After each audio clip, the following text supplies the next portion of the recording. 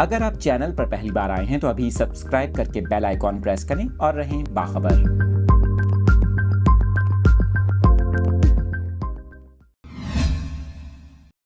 Update کر رہے ہیں آپ کو اس اہم خبر سے متعلق۔ آپ کو بتائیں کہ بھارت کی ریاست راجستھان کے شہر جے پور میں آدھے گھنٹے کے دوران زلزلے کے 3 جھٹکے محسوس کیے گئے۔ آپ کو بتائیں زلزلے کے باعث لوگوں میں شدید خوف و ہراس پھیل گیا۔ اس حوالے سے بھارتی میڈیا کا یہ کہنا ہے کہ صبح 4:09 پر پہلی مرتبہ زلزلے کے جھٹکے محسوس کیے گئے۔